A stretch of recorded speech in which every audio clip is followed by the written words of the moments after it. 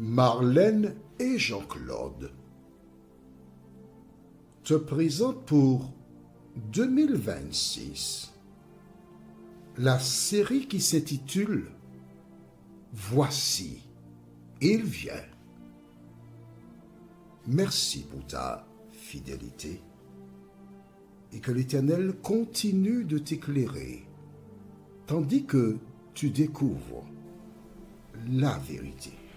C'est toujours avec joie que nous te retrouvons afin de te présenter la vérité. Aujourd'hui, notre thème est le consolateur. Avant de l'aborder, je voudrais te rappeler que la référence se trouve au livre de Ésaïe, chapitre 51. Ésaïe, chapitre 51. Et nous lirons les versets 7 à 13. Ésaïe 51, les versets 7 à 13. Tu as trouvé?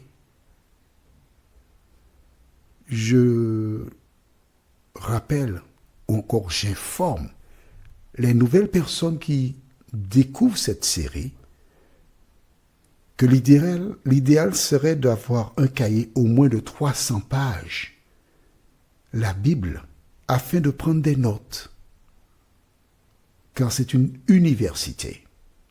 Notre thème, c'est le consolateur, Ésaïe 51, versets 7 à 13, c'est notre référence. Avant d'aborder ce thème, prions. Notre Seigneur et notre Dieu, merci pour la parole. Aujourd'hui, plusieurs personnes commençons à comprendre un thème, le consolateur. C'est vrai, Seigneur, oui, nous avons nos perceptions, nos compréhensions.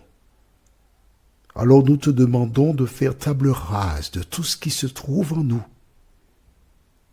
Et Saint-Esprit, merci de nous instruire. Nous t'avons prié au nom de Jésus pour ta gloire éternelle. Amen. Le consolateur. Rappelle-toi la première étude que nous avons effectuée sur le descriptif de Dieu. Nous avons vu dans Jean 4, verset 24, Dieu est esprit. Et il faut que ceux qui l'adorent en esprit et en vérité. D'accord? Dieu est esprit. Et je profite pour te rappeler que Dieu est saint. Donc, quand nous disons Saint-Esprit, à qui faisons-nous allusion? Je te laisse 2 secondes pour réfléchir. Nous faisons allusion à Dieu, n'est-ce pas? C'est Dieu qui est le Saint-Esprit. Eh oui, je sais que ce ne sera pas facile pour certaines personnes, mais sois patient envers moi. Je te rappelle, tu as mes coordonnées téléphoniques, plus 596 696 88 93 93. Si tu as une question, tu m'envoies ta question tranquillement. Et puisque tu as en toi les sentiments qui étaient en Jésus, tu le feras avec douceur, avec amour, et la réponse sera à l'image de ta question.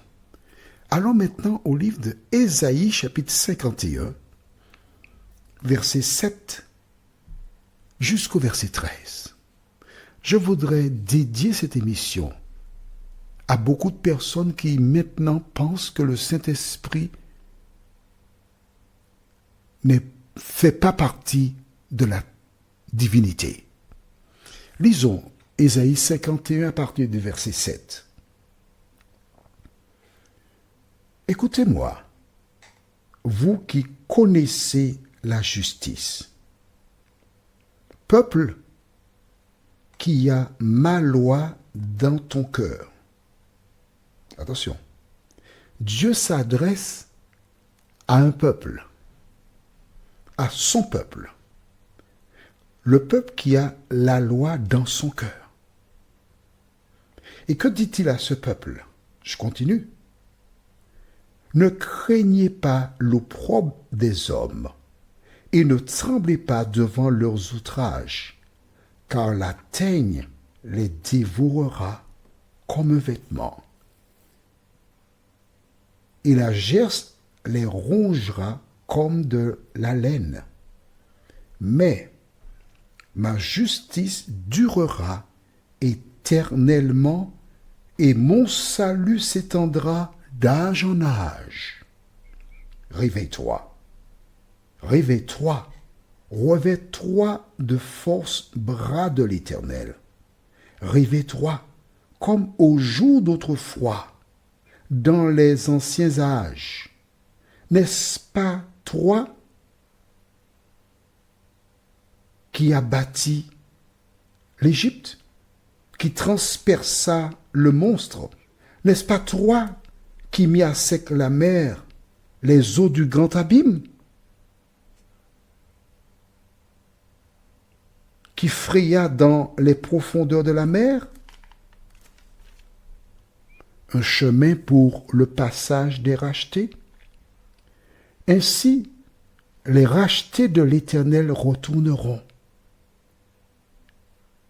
Ils iront à Sion avec chant de triomphe et une joie, comment?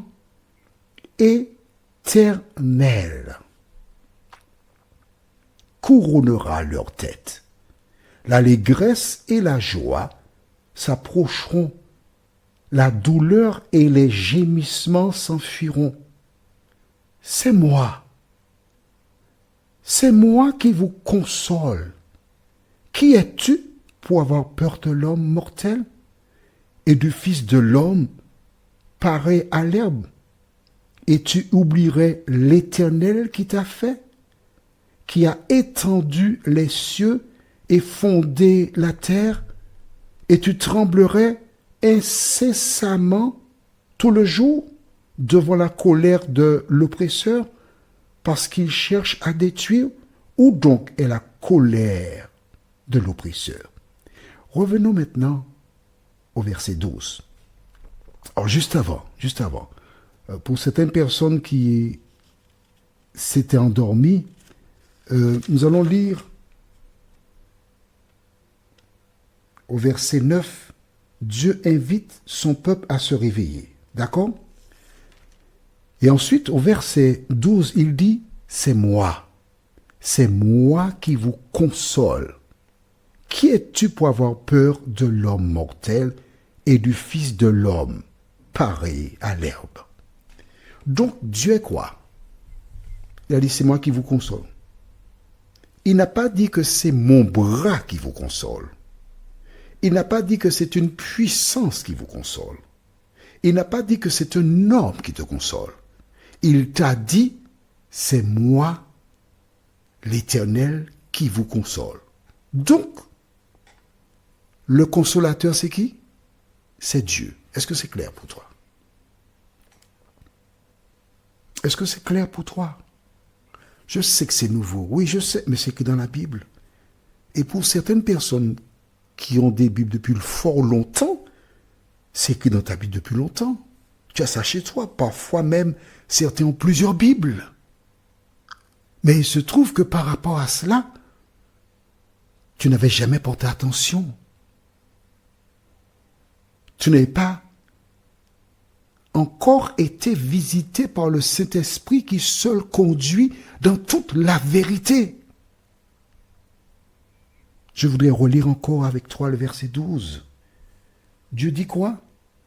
C'est moi. C'est moi qui vous console. Qui es-tu pour avoir peur de l'homme mortel et du Fils de l'homme pareil à l'herbe? Et tu oublierais qui? L'Éternel qui t'a fait? Est-ce que c'est clair pour toi? C'est l'Éternel, oui. C'est l'Éternel qui t'a fait. C'est lui qui te console. Donc, il est le consolateur. Est-ce que c'est clair pour toi?